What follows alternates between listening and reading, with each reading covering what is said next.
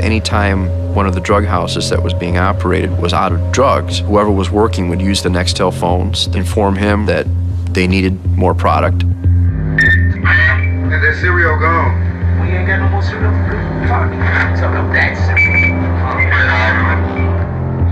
And then you'd see Duck, driven by Ambrose, go over in that Escalade to the Chestnut Street house, pick up a pack, go to the drug house, drop it off, pick up the money, and then take off.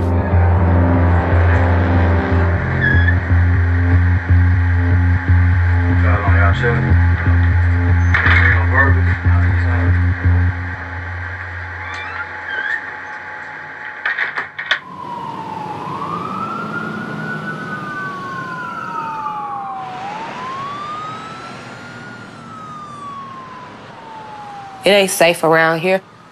It be shoot, fights, all type of stuff. That's how I know it's bad. It's a gunshot bullet right here. That's how much they shoot over here. We was sitting on my couch and all we heard was gunshots. I had to jump on the floor like, oh my God. They is shooting. Like my kids wasn't here. Boys just get to fight for no reason. And I knew I'm like, I feel ever since I got shot, I just feel like I'm so terrified of guns. I feel like I know when they gonna get drawn.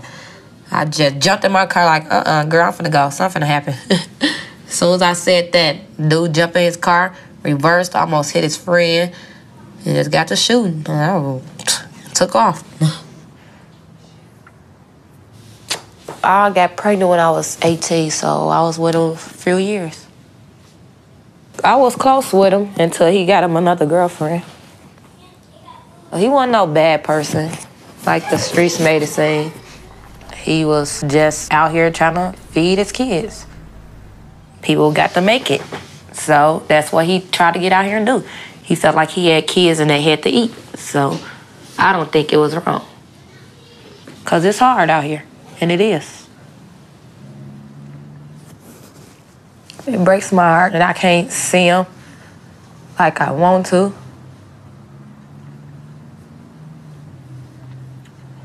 Yeah. Then my kids, they be want to see him and they can't. I don't know. But wish he wasn't locked up. He left me with 2 kids. That's the only thing I was really mad about. I had 2 kids by him, then he go get locked up.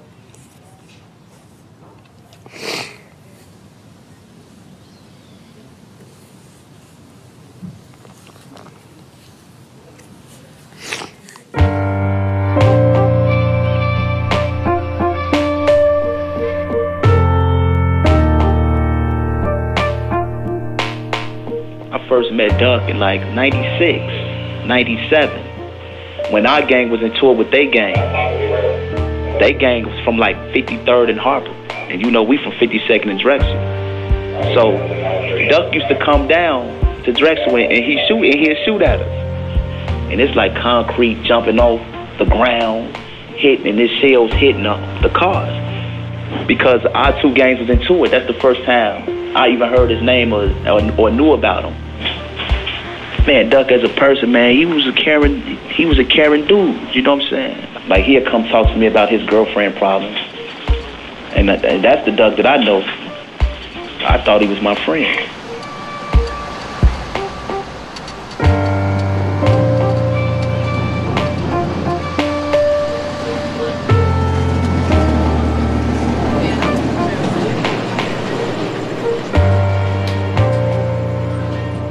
Didn't hurt so much for me as I did for Brandon. He has uncles and he have grandfathers and he have cousins and whatnot that could help raise him, but it's nothing like a dad. And he was very young, and having, you know, that's all he know about his dad is in and out of jail. He doesn't look exactly like him, but he has enough of the mannerisms and just his attitude. It was a whole like his dad. He's very playful. He's very smart, but just does not listen.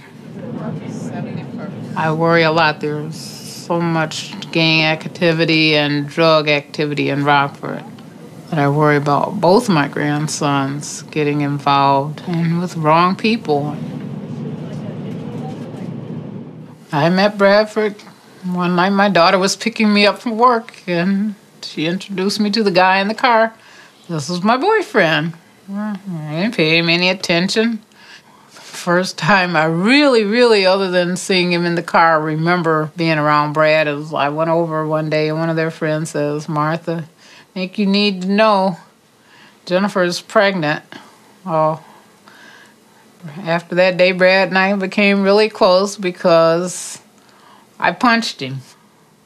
And after that, I started taking him to church with me, and I just really grew to love him, and he was just my boy. Hello? What's up? What's up?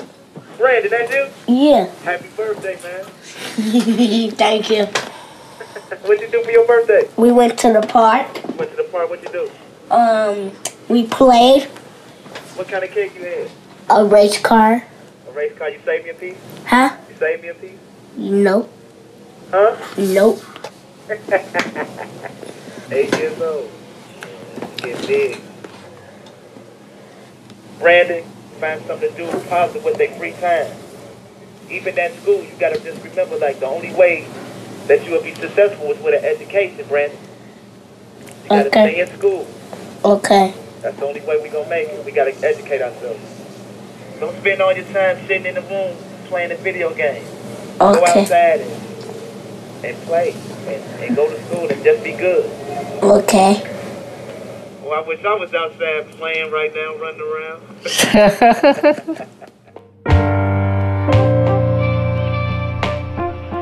And my son's voice give me strength, man. When I hear it, it don't break me down. Like, I don't cry. I'll be proud when I'm proud of that boy, man. When I hear his voice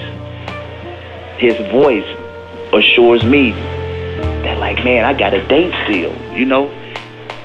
When I can able to get on the phone and I can hear his voice and it's so strong and healthy, that give me power to, like, yeah, I can make it out and still be able to kick it with him, you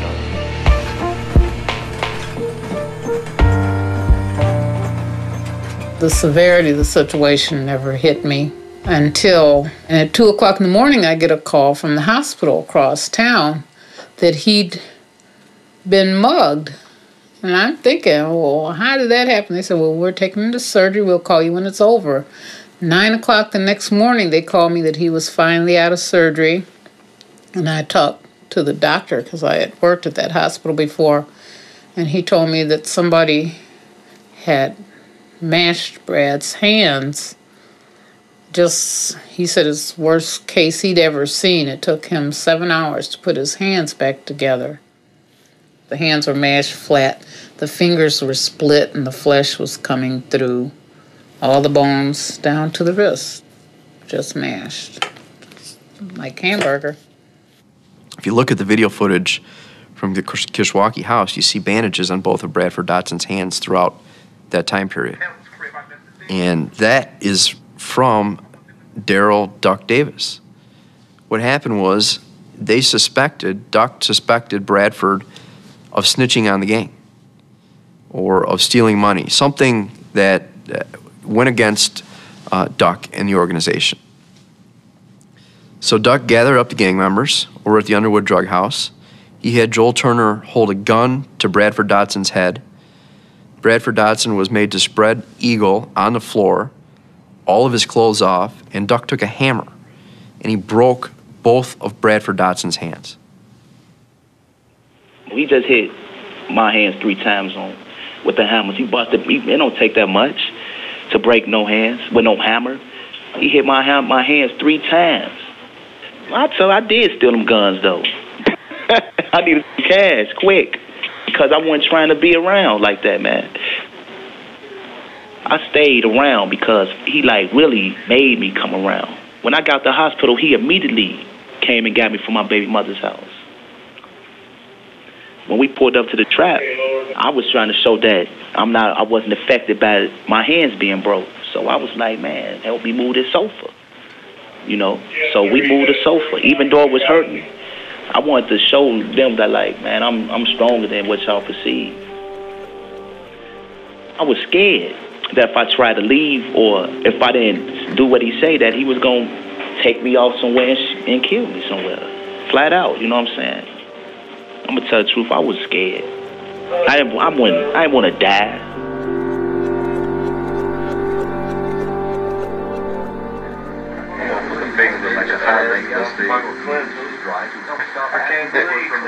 Yeah, my middle finger look like a hot link been cut too long. You know how to split like that on stove? You should see my shit when they got the Band-Aid. This hand right here, Mo, this motherfucker. This motherfucker got put in the microwave. Damn, man. All right, Grandma. Okay.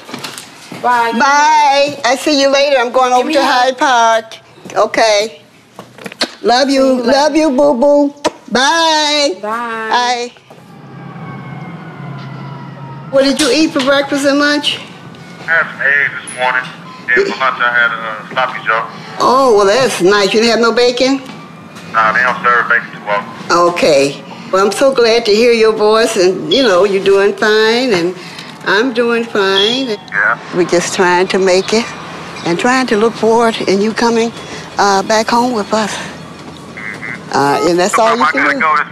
Oh, you got to go now? Okay, love you. I love you too. All right, bye. Bye-bye. Uh-huh.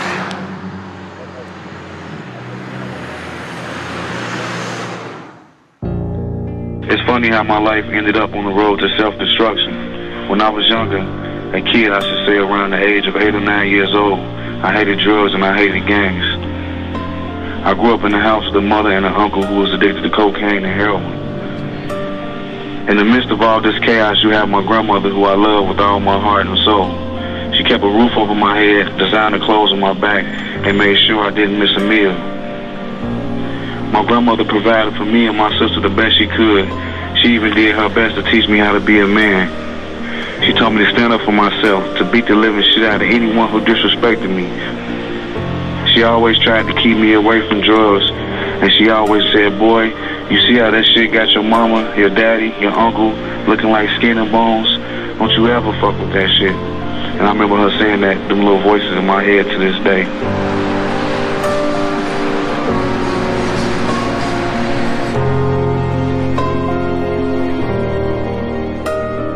Oh, I miss my grandson very much. He's always been in my life. I raised my children by myself with no support. My children and my grandkids. That was my choice of taking care of them. That was my choice because I didn't want to see them in the system. And I did the best I could to shelter them as much as I could, to shelter them.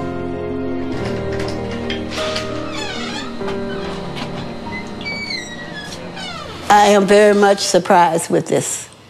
Very much surprised. And I'm also disappointed in him being in jail because, you know, as a grandparents, we don't choose these things for our children or our grandkids.